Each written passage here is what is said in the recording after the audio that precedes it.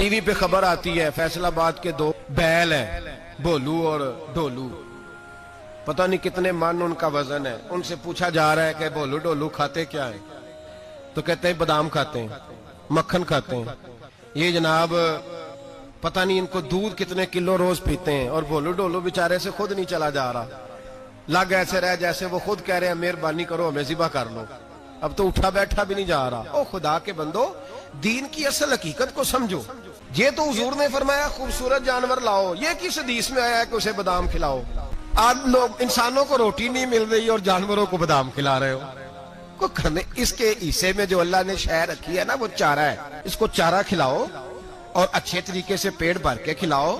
جانور کو پیٹ بھر کے چارہ کھلایا جائے تو جتنی اس کی طبیعت ہوتی ہے اس حساب سے وہ صحت مند ہو جاتا ہے. باقی یہ تو آپ کسی شخص کو اتنا کھلا دیں کہ اس کا پیٹ اتنا بڑا ہو جائے، پھول جائے، تو وہ بیچارہ تکلیف میں آئے گا کہ نہیں آئے گا؟ یہ کس قسم کا ماحول ہے؟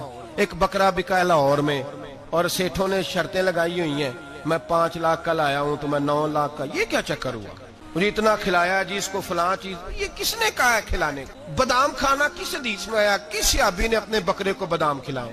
کس نے مکھن کھلایا؟ کس نے پیڑے کھلائے؟ بس کرو، عجیب تماشا لگ گیا ہے. اور یہاں تو اتنی بری حالت ہو گئی ہے کہ عورتیں ناچنے لگی ہیں قربانی کے جانوروں کے آگے، بیبیاں بیچنے لگی ہیں. اللہ کے غضب کو آواز نہ دو. یہ قربانی ہے کہ ہر چیز کا، مذہب کی ہر شے کا مذاق بنا دیا ہے. جس دین نے عورت کی اپنی قربانی بھی ہو تو اس کو ذبح کرنے کی اجازت نہیں دی، مرد ذبح کرے گا. جو دین کہتا ہے کہ عورت ذبح نہیں کرے گی، وہ عورت بیچ سکتی ہے اللہ کے جانور؟ جہاں جس کا میں نے رمضان میں بھی کہا تھا، پھر بات دہراتا ہوں، سارا سال ناچتے گاتے ہیں اور عید کا موقع آتا ہے تو 2-4 مولوی بٹھا کے وہ دین سکھانا شروع کر دیتے ہیں. کوئی پتہ ہی نہیں، کوئی خبر ہی نہیں.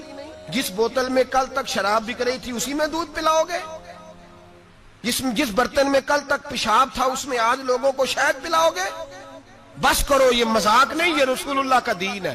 نبی پاک سید عالم صلی اللہ تعالی علیہ وآلہ وسلم نے کوئی ذمہ عورت کے کوئی چیز نہیں لگائی ایسی جس میں اسے مردوں کے ساتھ شامل ہونا پڑے. اور عورت سمجھ ہی نہیں رہی کہ یہ اس کی تذلیل ہے، عزت نہیں. صابن بک رہا ہے تو ساتھ بی بی کھڑی ہے، شیمپو بک رہا ہے تو عورت اس کی جو ہے وہ ایڈ دے رہی ہے. یہ عزت ہے عورت کی؟ رسوا کر دیا تم نے ہر شے میں عورت. اب قربانی کا جانور بھی بی بی بیچے گی؟ غیرت کہاں گئی اس قوم کی؟ میرے رسول پاک سرور دو عالم صلی اللہ تعالی علیہ وسلم کو کسی نے آ کے کہا فلاں قبیلے کے لوگوں نے عورت کو سربراہ بنایا ہے، عورت کو آگے لگا لیا ہے. فرمایا تباہ ہو گئے وہ لوگ، انہوں نے عورتوں کو اپنے آگے پیشوا بنا لیا. جس رب نے عورت کو نبوت نہیں دی، امامت کرنے کا حق نہیں دیا، کس چکر میں لوگ پڑ گئے؟ 5 لاکھ کا جانور کس لیے لائے ہو؟ 5 لاکھ کا تفاخر کے لیے، دکھانے کے لیے؟ تو اگر 50,000 کا 60,000 کا بھی جانور لاتا تو اچھا آ جاتا. اور 50,000 کا جانور لائے تو 5 لاکھ میں کتنے آتے ہیں؟ بولے تو 10 جانور ذبح ہوں گے تو کتنے غریبوں تک گوشت جائے گا؟ کتنے گھروں کا بھلا ہوگا؟ ہر چیز کا چکر الٹا کر دیا گیا ہے. اور یہ صرف حج کے لیے ہوتی تو میرے رسول پاک ہر سال قربانی نہ کرتے، اور میرے نبی پاک قربانی دینے کا حکم. ایک اور بات بڑی لوگ پوچھنے لگے، کہتے جی گائے کی ہوتی ہے، بھینس کی بھی ہوتی ہے کہ نہیں؟ چلو جی اب نئی بات نکل آئی. حدیث پاک میں لفظ آیا اونٹ کا، نبی پاک نے فرمایا بکرا 1 سال کا، گائے 2 سال کی، اونٹ 5 سال کا. حدیث میں لفظ آ گیا اونٹ کا. اب کو بندہ کہے پہلے بتائیں نر کا کہ مادہ کا، تو میں کدھر سے آپ کو حدیث نکال کے دوں جس میں نر بھی اور مادہ علیحدہ علیحدہ ہو؟ حدیث پاک میں ذکر آ گیا دمبے کا، مینڈے کا.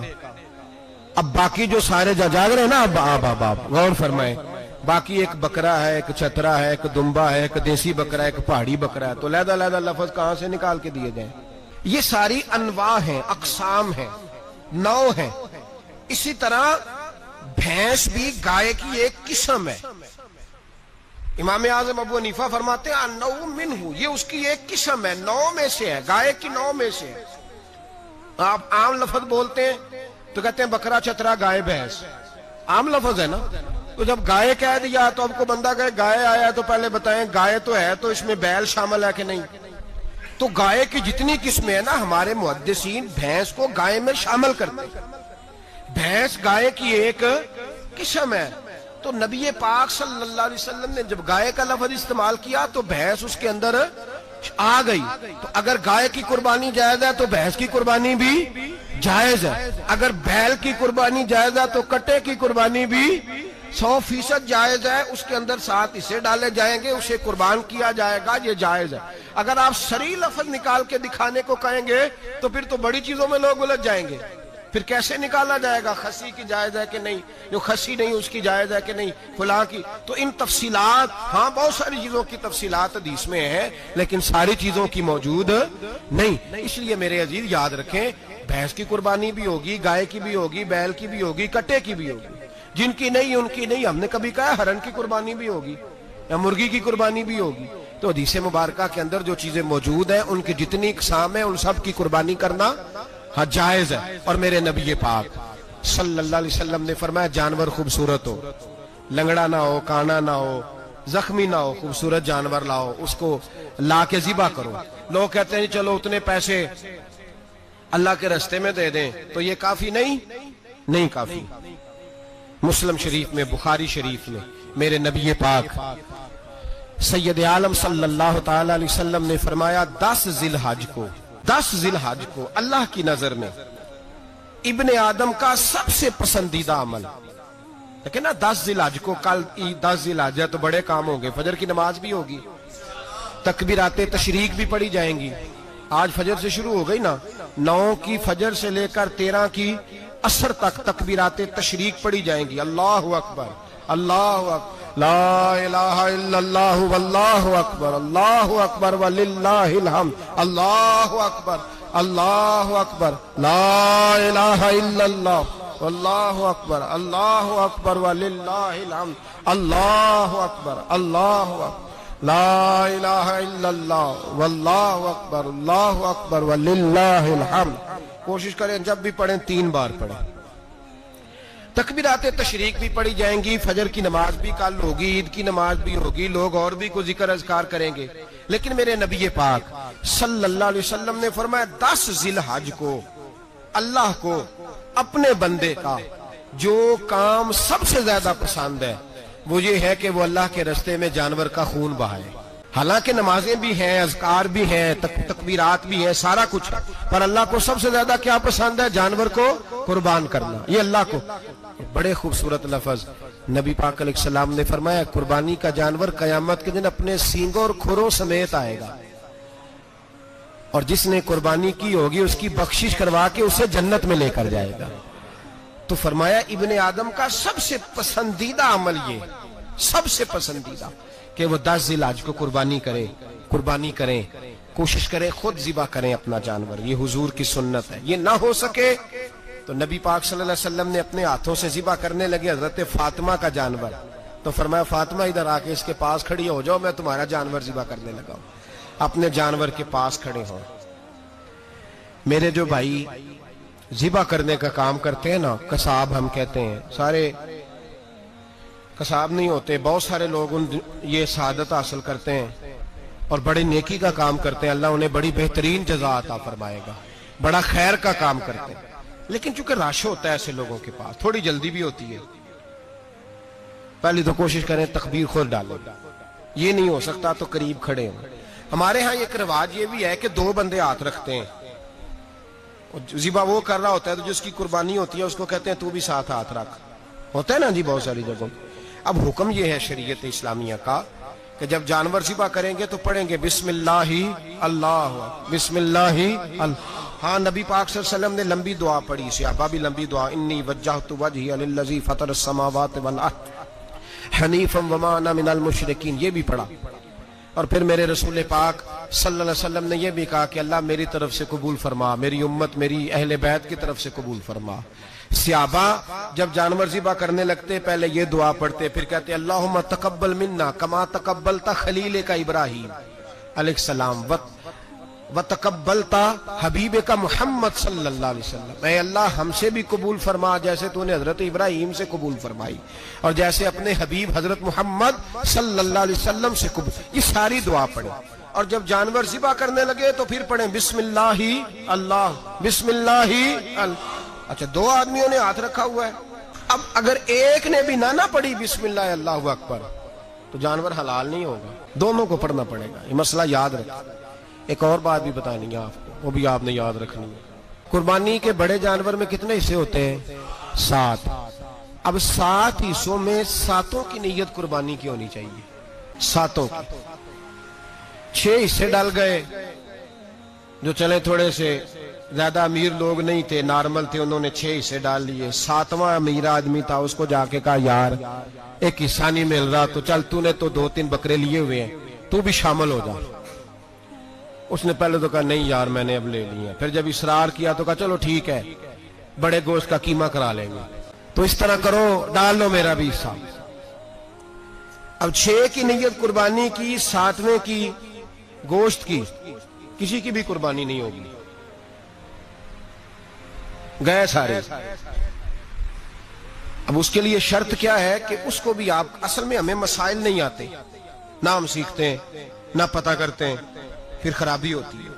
اب اس سے کہیں کہ یار قربانی سے پہلے اپنی نیت کا اعادہ کر, اپنی نیت کا اعادہ کر, بتا کہ تیری نیت کیا ہے, اور اگر غلط ہے تو صحیح کر لے, تاکہ سب کی قربانی تو بتا. یہ جو تو رکھ رہا ہے قربانی, تو کس کی قربانی کر رہا ہے؟ دادا جی کے نام کی, ابا جی کے نام کی, اپنے پیر کے نام کی, استاد کے نام کی, یا رسول پاک صلی اللہ علیہ وسلم کے نام, نبی پاک کے نام کی؟ اس سے پوچھیں, اور جو وہ نیت بتائے اس نیت کی دعا ہوگی, اس کی طرف سے کہا جائے گا اے اللہ اس کی طرف سے اسے قبول. میری بات کی سمجھ آ رہی ہے میرے عزیزوں کو؟ اور اس ارادے کے ساتھ قربانی, اگر ایک کی بھی نیت خراب ہو گئی تو مسئلہ بگڑ گیا. اس لیے ان مسائل کو, اور نبی پاک کے نام کی جو قربانی ہوگی, سبحان اللہ. میں کرامات کا زیادہ قائل نہیں, ہم کرامات کے نہیں کیفیات کے قائل ہیں, کیفیات کی. اور دین ویسے بھی لفظوں کا نام نہیں, کیفیت کا نام ہے. میرے حصہ فرمایا کرتے تھے ہم کرامت سے زیادہ کیفیت کے قائل ہیں. اگر مرید ساری زندگی کرامتیں سناتا رہے اور کبھی اسے مدینے جانے کا شوق ہی پیدا نہ ہو, کبھی نبی پاک کے نام پہ آنسو نہ آئے, تو پھر کرامت کا فائدہ نہیں, کیفیت تو ملی نہیں اسے. ہم کیفیت, اسی طرح ہم نظرانے کے نہیں نظر آنے کے قائل ہیں. تو بھائی یہ یاد رکھ لے, کیفیت کا نام دین ہے. نبی پاک کے نام کی قربانی میں قائل تو نہیں کرامت کا, لیکن ایک بات میں نے اپنے ایک استادوں سے, ایک بزرگوں سے سنی ہے, میرا دل کرتا ہے وہ سنا دوں آپ کو. اور بزرگوں کا قول ہے اصل رنگ جو میں عرض کر رہا ہوں اسی رنگ میں اس کو رکھیے گا, اور جس حد تک میں بات کر رہا ہوں اسی حد تک رکھیے گا. اب ہر آدمی کے پاس موبائل ہوتا ہے, فوراً بات ریکارڈ ہوتی ہے, فوراً میڈیا پہ جاتی ہے, فوراً لوگ کمنٹس کرتے ہیں. تو بھائی جس حد تک سناؤں اسی حد تک رکھیے گا. میرے ایک بزرگ فرمایا کرتے ہیں کہ نبی پاک کے نام کا جانور ذبح کرو, اور وہ گوشت اس آدمی کو کھلاؤ جس کا حافظہ کمزور ہے, اللہ اسے وسیع حافظہ عطا فرمائے گا. اور فرمایا کرتے کہ میرا تجربہ ہے, نبی پاک کے نام کا جانور ذبح کرو, اور جس آدمی سے کوئی گناہ نہیں نہ چھوٹتا, کسی گناہوں میں الجھ گیا ہے, اسے وہ والا گوشت کھلاؤ, اللہ اس کے دل میں نور پیدا فرمائے گا اور گناہ سے نفرت ہو جائے گی اسے, جو نبی پاک کے نام کا جانور ہو.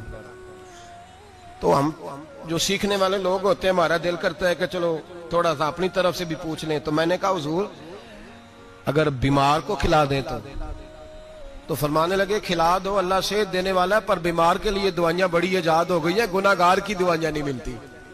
بیماروں کی دوائیاں بڑی ہیں, گناہگاروں کی نہیں ملتی. گناہگار کو کھلاؤ, اس لیے کہ جو چیز مصطفیٰ کے نام سے منسوب ہو جاتی ہے رب اس کی بڑی قدر فرماتا ہے, اللہ اس کی بڑی قدر کرتا ہے. جو چیز نبی پاک کے نام سے منسوب ہو جاتی ہے اللہ اس کی بڑی قدر فرماتا ہے. میرے نبی پاک علیہ السلام نے فرمایا میرا کلمہ پڑھنے والا مومن جب دوزخ سے گزرے گا تو دوزخ کہے گی جلدی جلدی گزر جا, جلدی جلدی. جہنم کی آگ کہے گی جلدی جلدی گزر جا, جلدی. تو مومن کہے گا تو آگ ہے, تجھے کیا بات ہوئی, پل صراط سے گزر رہا ہے, کیا مسئلہ ہوا. اس کے پاس سے گزر رہا ہے دوزخ کے, تو پاس سے گزرتے وقت بھی کہتے ہیں جلدی گزر جا, کہیں ایسا نہ ہو کہ تیرے نور کی چمک میری آنکھ کو ٹھنڈا کر دے. یہ شان ہے ان کے غلاموں کی, تو سرکار کا عالم کیا ہوگا. تو میرے رسول پاک علیہ السلام سے جو شے منسوب ہو جاتی ہے اس کی اللہ بڑی قدر فرماتا ہے, جبھی تو ہماری قدر ہے. اللہ فرماتا ہے کنتم خیر امت, تم جس طرح کے بھی ہو سب سے افضل, اس لیے کہ میرے محمد کا کلمہ جو پڑھتے ہو صلی اللہ علیہ وسلم. تو قربانی کریں، اچھی نیت کے ساتھ کریں، خلوص کے ساتھ کریں۔ قربانی کے گوشت کے 3 حصے کرنے، ایک دینا ہے خالص غریب لوگوں کو، جی کیا دینا ان کو؟ جی غریبوں کو کیا دینا ہے؟ نال چڑکا نہیں دینی ہے 250 آ بھی گئے ہو تسی، اجے تو کھل بھی نہیں لائی، چڑکا نہیں دینی ہے، اور جو تیرے دروازے تک چل کے آ گیا، اور اللہ پاک سے ڈرا کر بس یہ سوچ کہ اس نے تجھے دینے والا بنایا ہے۔ بھائی یہ سوچ کہ کوئی کسی کے دروازے تک نہیں جاتا، یہ سوچ وہ بڑا بے نیاز ہے، کچھ کا کچھ کر دیتا ہے، تیرے دروازے تک آ گیا نا بس ٹھیک ہو گیا۔ تو سمجھ کہ اس نے تجھے بڑی عزت دی ہے، تیرے دروازے تک چھاپر لے کے آیا ہے، جھڑکے نہ دے، اتنے بہ جا، تو آ بھی گیا ہے، ایسے نہ کر، ایسے نہ کر، بالکل بس جو آ گیا ہے نا اس کو عزت دے، وقار دے۔ غریب کو گوشت دینا ہے، 7 جھڑکے نہیں دینی۔ اور اس کو بڑی عجیب بات ہے، چودھری صاحب بیٹھے ہوئے ہیں، 2 پنکھے چل رہے ہیں، اور انہوں نے جناب بڑا صوفہ رکھا ہوا ہے اور ٹپ میں گوشت رکھا ہوا ہے، اور غریب آدمی لائنوں میں لگے ہوئے ہیں۔ تھوڑی دیر کے بعد میں چائے پینی، بس کر یار بس کر، بے پرواہی وے ایک سجن دی جتھے کسے دی پیش نہ جاوے، انہیں تاجاں والے در در رولے تے منگتے ہیں تخت بٹھاوے۔ ڈر اس کی بے نیازی سے، دیکھ جو تیرے دروازے تک آ گیا، بس آ گیا، اتنا ہی کافی ہے، اتنا ہی کافی ہے، اور اسی پہ اکتفا کر۔ اور کسائی سے بھی میری گزارش ہے کہ فٹافٹ ذبح کرنا ہے، اگلے گھر بھی جانا ہے۔ جانور میں ابھی جان ہوتی ہے تو کھلڑی اتارنی شروع کر دیتے ہیں، ظلم ہے۔ جس محبوب نے فرمایا ہے کہ جانور کے سامنے جانور ذبح نہ کرو، جنہوں نے کہا کہ جانور کے سامنے چھری تیز نہ کرو، انہوں نے تمہیں کیسے اجازت مل گئی ہو؟ بھائی کچھ نہیں ہوتا، اللہ خیر کرے گا۔ اور آپ بھی کسائی کی منت کریں، لڑائی نہیں کریں، گزارش کریں، کہیں ذرا ٹھہر جا یار، 2 منٹ ٹھہر، ٹھنڈا ہونے دیں، اسے ٹھنڈا ہونے دیں۔ زندہ آدمی کی کھال اتاریں تو کتنی تکلیف ہوتی ہے، اتنا ظلم۔ میں نے دیکھا اسی وقت اس نے لٹکا دیا، پیر کاٹنے لگ گیا، فٹافٹ نہ، ٹھنڈا ہونے دیں۔ نبی پاک صلی اللہ علیہ وسلم نے منع فرمایا، جانور ٹھنڈا ہو کا گوشت بنائیں اچھے طریقے سے، کچھ نہیں ہونے لگا، کوئی مسئلہ نہیں ایسا۔ وہ جو ہمارے یہاں مشہور ہے نا، عید والے دن روزہ ہوتا ہے تو قربانی کے گوشت سے کھولنا ہے، روزہ کوئی نہیں ہوتا۔ بس اتنی بات ہے کہ اچھی بات ہے، مستحب ہے، اچھا فعل ہے کہ آپ سب سے پہلا کھانا قربانی کا گوشت دکھائیں۔ تو شوگر والے بیچارے کی شوگر لو ہوئی ہے، گوشت ملے گا 5 بجے، وہ تو مر جائے گا، تو کوئی ضروری نہیں، وہ کھانا کھائے جو گھر میں موجود ہے، ناشتہ وہ کرے، کوئی ایسی بات نہیں، گوشت بن جائے تو وہ کھا لے، کوئی روزہ نہیں، عید والے دن کوئی روزہ نہیں ہوتا، یوم عرفہ کا روزہ ہے، عید والے دن کا کوئی روزہ نہیں۔ بہرحال گوشت کے 3 حصے کریں، ایک خالص غریب آدمی کو، دوسرا رشتہ داروں کو، عزیزوں کو، پڑوسیوں کو، تیسرا گھر میں رکھیں، استعمال کریں، کھائیں۔ سارا گوشت گھر میں رکھنا بھی جائز ہے، اور سارا بانٹ دینا بھی۔ میں نے پچھلے جمعے بھی کہا تھا، پھر یاد کراتا ہوں، جو لوگ قربانی کرتے ہیں نا، وہ والے لوگ ہیں جن کے گھر میں آج بھی گوشت پکے گا۔ قربانی دینے والے وہ لوگ ہیں جو ہفتے میں ہر 3 دن گوشت کھاتے ہیں، پھل بھی کھاتے ہیں۔ تو آپ تو سارا سال کھا رہے ہیں، ہر جمعے والے دن 3 کلو بکرے کا گوشت آتا ہے، تو جو قربانی کا گوشت ہے وہ بانٹ دیں، سارا غریب کو دیں۔